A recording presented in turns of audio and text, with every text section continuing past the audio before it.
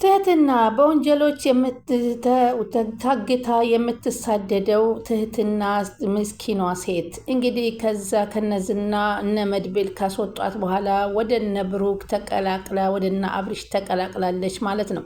በእነ አብርሽ ከተቀላቀለች በኋላ ግን እንግዲህ ለአረብ ሀገር ለመሄድ ብላ የወጣችውን ገንዘብም ሆነ በቤተሰቦቿ ከብቶቿን ማስሽጣ ያስወጡኛል ብላ ለነዝና ስለከፈለች ዘመዶቿም አረብ ሀገር እንዳለች የሚቆጥሯት ትህትና አሁን ግን ከዛ እንደምንም ብለው ካስወጧት በኋላ እነዚህ ወንዶች ሁላቸውም ተሰባስበው ወደሚኖሩበት ዘላ በመግባቷ ከነሱ ጋር ተቀላቅላለች።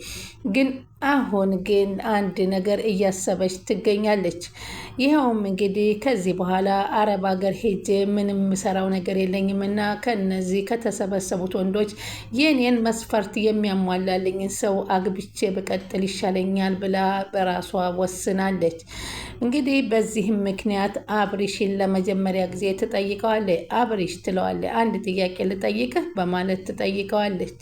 ከመጠየቋ በፊት ግን ክላስ ውስጥ ገብታ የምታጸዳ መስላ ነበር። ምክንያቱም እዚህ ቤት ክፍል ውስጥ ስለ ባልና ሚስት እያወራችሁ ነበር ወይ በማለት የግሌ ገብታ ስታጣድፋት፣ እኔ ክላስ ላጸዳ ነው የመጣሁት ካልሆነም ደግሞ በኋላ እጨርሰዋለሁ ብላ ተደናግጣ ነበር የወጣችው። የግሌ እኔ ቆንጆ አላትና አብርሽ እንዴ የግሌ ቂመኛ ነሽ እንዴ እንደዚህ አላት። አዎ የግሌ መካሻ ማለት እኮ ቂመኛ ናት አለችው። እኔ ግን ብዙ ነገርሽን እወድልሻለሁ፣ የምታደርጊውን ነገር እወድልሻለሁ፣ እንዴት ጠላህ አታድርገኝ አለችው። ከትህትና ጋር እዚህ ጋር ስላየሽኝ ነው የጠላሽኝ አላት። እሺ ነይ ቁጭ በይ። እሷም እኮ ቁጭ ነው ያለችው፣ ምንም አላደረገችም። እሱ ጋር ልቀመጥ አልጋህ ላይ አለችው። አዎ አታምነኝም እንዴ? ነይ ቁጭ በይ አላት። አንተን ለምን አላምንህም አብርሽዬ አለችው። እሺ ነይ ቁጭ በይ፣ ትህትና እስከምትጨርስ ድረስ ነይ ቁጭ በይ አላት። እኔ እኮ ደስ ትኛለሽ፣ አንቺ እርግማንሽ፣ ችኮላሽ፣ ስድብሽ፣ ሁሉ ነገርሽ ደስ ትኛለሽ እና እሱ ጋር ልምጣና ልቀመጥ አለችው። ተቀመጭ፣ ምን ችግር አለው አላት። እኔ ደግሞ እንደ ትህትና ልታቅፈኛለች። ትህትናን እኮ አላቀፍኳትም፣ አንቺ ስትመጣ ፈርታ እኮ ነው ከንሶላ ውስጥ የገባችው በማለት ይነግራታል። ከዛም እንግዲህ ደግሞ ተንከሲስ እንግዲህ መሳይን በቀበቶውን አውልቆ እግሩን አስሮ እየገረፈው ይገኛል። ምክንያቱም የእሱ የሚወዳትን ጽጌን እንግዲህ ጽጌን ሄዶ ሲስምበት ድንገት ከሱ ጋር ሆኖ አይቷታል። ከአብርሽ ጋር እንዴት የኔን የምወዳትን እሱ ይስማታል በማለት እንግዲህ በዚህ ተናዶ ነበረ። ያው ተንከሲስ አጭር ስለሆነ እሱን አልችለውም ብሎ ቀድሞ ሁለት እግሩን ነበረ የመሳይን ግጥም አርጎ አስሮ ከዛ ቀበቶውን አውጥቶ እየገረፈው የነበረው። በዚህን ሰዓት እንግዲህ እና ጠጋ በልልኝና ልቀመጥ እያለች አብርሽን ደግሞ ስትለው መቀመጥ ብቻ አለችው። ታዲያ ምን ልታደርጊ ትፈልጊያለሽ?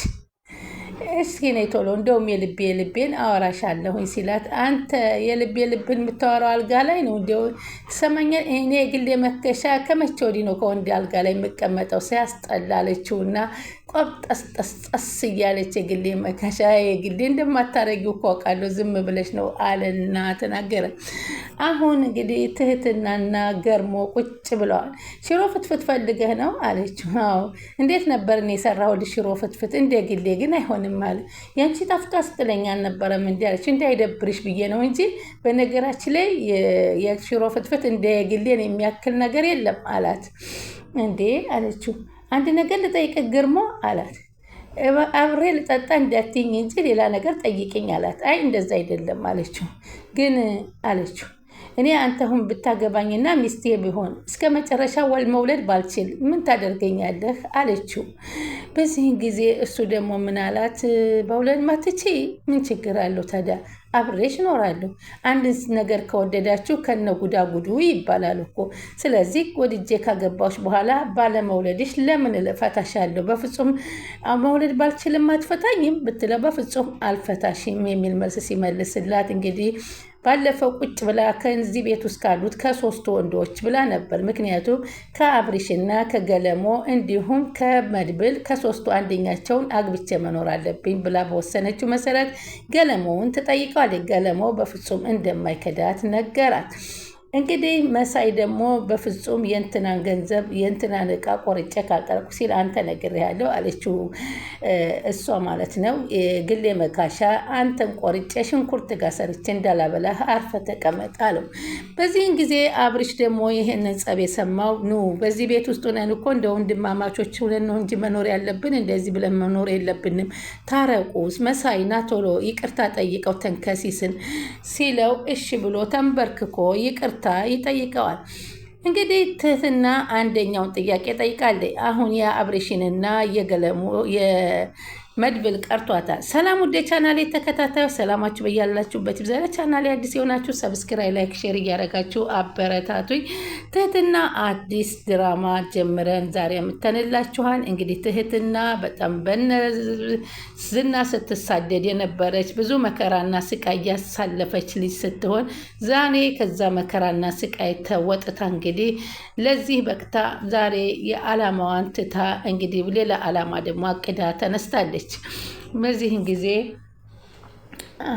አሁን እንግዲህ ገልሞ አልፈታሽም፣ ምኑን ስትጎጂ ከፈተሁሽማ ምኑን ጠቀምኩሽ? አልደርስም ብሎ እንዳይሆን እርግጠኛ ነህ አለችው። ገለሞ 100% እርግጠኛ ነኝ በማለት ሰውን ሲወዱ ከነጉዱ አላት። እኔ አንዴ ካልገባኋት አልፈታትም አላት።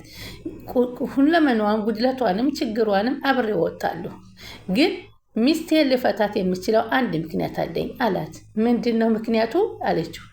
እኔን ማትወደኝ ከሆነ ከጠላችኝ፣ ባጭሩ ካላከበረችኝ እና ከናቀችኝ ፈታታለሁ አለ። ከዛ ውጭ ግን ሌላ ጉድለት ቢመጣባት አትፈታትም አለች። በጭራሽ አልፈታትም አለ ገልሞ። ፍቅር እስከ መቃብር የሚባለው ነገር ተራ ነገር ይመስልሻል አይደለም? በድጋሚ ልንገርሽ፣ ፍቅር እስከ መቃብር ነው። የማገባት ሴት በችግርና በሆነ ክስተት የምትፈታ ከሆነ ምን ትዳር ነው አላት። ትህትና በቃ ልውጣ ብሎ 1-2 ብዬ ልምጣ አለ። እባክህ ለምን እስኪ ዛሬ ከኛ ጋር አሁን ይሄን መጠጥ ብትተው አለችው። ለምን አለ። እንዴ የምትጠጣውን ነገር ንገረኝና ቤት ውስጥ ላምጣልህ አለችው።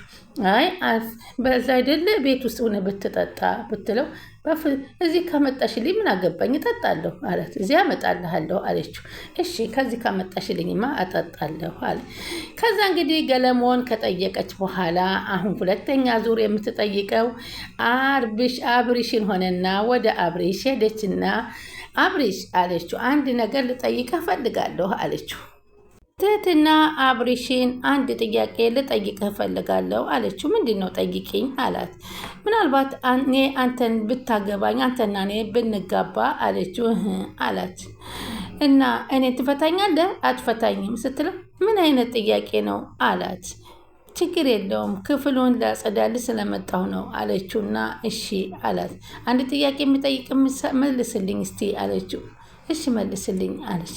አንድ ጥያቄ በትክክል ግን ሳትዋሽ እንድትመልስልኝ እፈልጋለሁ አለ። ችግር የለውም አለ።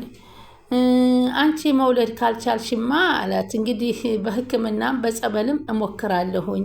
ከዛስ አለ። እንግዲህ በዚህ በኩል ሞክሬ ካልተሳካልኝ እንግዲህ መውለድ ስለምፈልግ ሌላ ሚስት አገባለሁ ብሎ አታረፈ ማለት ነው። እንግዲህ በመጀመሪያ ተአምር የሚፈጠርበትን መንገድ ሞክራለሁ ብሎ ነበርም። ካልተቻለ ግን እንደሚያገባባት ሲነግራት እሺ አመሰግናለሁኝ አለችው። ከዛ እንግዲህ ሌላ እንደሚያገባ ሁለተኛውን ካወቀ ወደ ሶስተኛው ነው እንግዲህ የቀራት። ወደ ሶስተኛው ዙር ስትሄድ እንግዲህ ደግሞ መድብል ነው የቀራ። መድብልን ደውላ ለአስቸኳይ ጉዳይ እፈልጋለሁ አለችው። ከዛ በኋላ እንዴት ነው ዛሬ ግን አጣድፈሽ የጠራሽ? በስልክ የሚሆን ነገር አይደለም እንዴ አላት። ናፍቅሽ መሰል እያለ ይናገራል መድብል። አሁን ትንሽ ከእሷ ጋራ ፍቅር ያለበት እየመሰለ ነው፣ እየወደዳት እንደሄደ ነው። ሆኖም ግን ያለበት ችግር ስለሚያስገድደው ትንሽ እየታገሰ ይመስላል። እንዴት ነሽ? ደህና ነሽ ወይ? ሰላም ነሽ ወይ? ተባባሉና ደግሞ ዛሬ አምሮብሻል አላት። እሺ አመሰግናለሁ አለችው። በይነም ልጅ ምሳሌና ቅድስት አንቺን ለማገኘት ይፈልጋሉ አለት። ምሳሌ ግን ደህና ነች አለችውና ዝና የሚባል ሰውዬ መች ለቀቀና ነው አሁን ምሳሌ ደህና ነች ወይ ዝና አለች።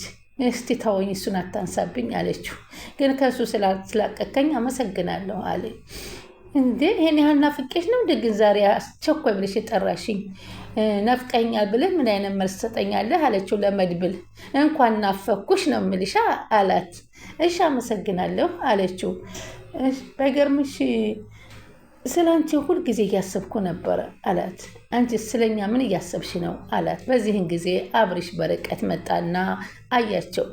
በቃ ተወው እሱንማ አለ። አብርሽ መመልከት ጀመረና መድብልና ደግሞ ይቺ እንዴት ምን ሆነው ነው ቁጭ አሉት አለ። ቅናት መንፈስ ተመጣበት።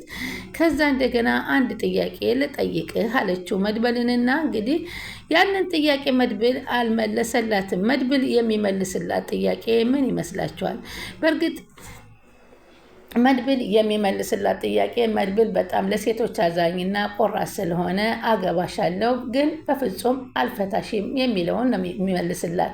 ምክንያቱም እንደ ገለሞ ማለት ነው። ገለሞ ፍቅር እስከ መቃብር እስካላት ድረስ መድብልም እንደዚህ አይነት ችግር የለብኝም በቃ ብሏል። ስለዚህ ምን አይነት ጥያቄ ነው ግን የምትጠይቂኝ? ጥያቄ ከባድ ነው ነበር ያላት። ከዛ እንግዲህ ጥያቄ ሳይመልስላት ነው እሱ ቀላል ጥያቄ ቢሆንም ሳይመልስላት ነው ያለቀው። በእርግጥ መድብል አሁንም ይሄንኑ እኔ አልፈታሽም በፍጹም ምክ እስከ መጨረሻ እጋፈጣለሁ ይላታል። ግን መድብል አሁን አንድ የሚያስጨንቀው ነገር አለ። የሞገስ መያዝ ይታሰራል ብሎ የጠበቃውን ፍለጋ ቀጥሏል። የጠበቃውን ሚስት ባህር ዳር ድረስ ሄዶ አግኝቷታል። እንዲሁም አምጥቶ እሱ ከተከራየው ቤት አስቀምጧታል። አሁን ጠበቃው እስከሚደውል ድረስ እየጠበቀ ነው። ምክንያቱም ጠበቃው ስልክ የለውም፣ በሚያገኘው ወቅት ነው የሚደውለው። ጠበቃው በጣም ተጸጽቷል። ዝና ያደርግልኛል ብሎ አስቦ የሰራውን ተንኮል ሁሉ ምንም 5 ሳንቲም ሳይሰጠው ሚስቱን ልጆቹን የትም ጥሎበት እንደጣለበት ጎዳና ላይ ስለሰማ አሁን ከነ መድብል ጋር እየመሰከረ አንድ ላይ ሆኖ ዝናን ወደ ፍርድ ቤት ለማቅረብ እያሰበ ስለሚገኝ በዚህ ሰዓት ደግሞ ሞገስ ነፃ መውጣቱን እንዲያረጋግጥለት ስለሚፈልግ አሁን በዚህ ሰዓት ስለ ትህትና እወድሻለሁ ወይንም አገባሻለሁ የሚለውን ነገር ወደኋላ ሊያደርገው ይችላል። ምክንያቱም መድብል ለቆመበት ዓላማ ወደኋላ የማይመለስ ጀግና ነው። ግን የሚላት መልስ እንደኔ ከሆነ በፍጹም አልተውሽም እስከ መጨረሻ እስከሆንሽ ድረስ አብሬሽ ቀጥላለሁ የሚለውን ይመስለኛል እንደኔ አስተሳሰብ። እናንተስ ምን ይመስላችኋል?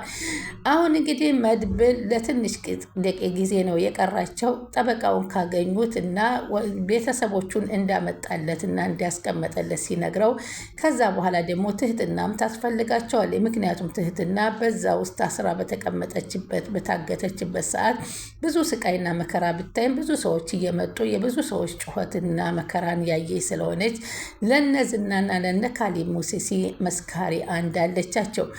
እንግዲህ በዚህም መሰረት እንግዲህ እሷን ይዘው ጠበቃውንም ይዘው ለመናገር ስለሚፈልጉ አሁን ይህን ነገር ካለቀ በኋላ ከሆነ ግን መድብል አዎ አንቺን ካገባሁሽ አልፈታሽም የሚላት ይመስላል። እንዲሁም መድብል አሁን ሲያዩት ትህትናን የወደዳት ይመስላል። ብሩክም ብዙ ጊዜ ሲነግረው እባክህ አንተም ትዳር መስረትና ልጆች ውለድ 2-3 መሞከር አለብህ እያለ ብሩክ ወንድሙም እያለው ነው። መገለሞ ግን የሚወደው አለ። ምክንያቱም ይቺ የግል የመጋሻን ይወዳታል። አንድ ጊዜ በድብቅ የጻፈውን ደብዳቤ ለአብሪሽ ሲያሳየው ነበር እሷን እንደሚወዳትና እንደሚያፈቅራት። ስለዚህ አሁን ይህን ነገር ጠንክራ ብትጠይቀው ትህትና አይኔ በውስጤ የማወደውና የማፈቅረው አለኝ እንደሚላትም ይመስላል። ምክንያቱም ስለ እሷ አልጠየቀችውም። አንድ ስለ እኔ ብትጠይቀውም ያኔ ጉድለትሽ ከነ ጉድለትሽ አገባሻለሁ፣ ለምን ጉድለት እያለብሽ እፈታሻለሁ ስለሆነ ያላት። የግሌ መካሻ ሽሮዋ ፍትፍቷ ይጣፍጠኛል የሚለውም ወዶ አይደለም። ስለዚህ የግሌ መካሻን ገለሞ አፍቅሯታል፣ ግን ሊገልጽላት ባለመቻሉ በወረቀት ድብቅ ጽፎ ግን ያስቀመጠውን አብሪሽ አንብቦታል። ስለዚህ አሁን ቀጣይ የትህትና ጉዳይ ሀገር በሀገር ቀርታ ማንኛቸውን አግብታ ህይወቷን ትመራ ይሆን የሚለው ቀጣይ የምንመለከተው ይሆናል። ስለምትከታተሉኝ ከልብ አመሰግናለሁ። እስከዛው እናንተም ላይክ ሼር እያደረጋችሁ ይጠብቁን።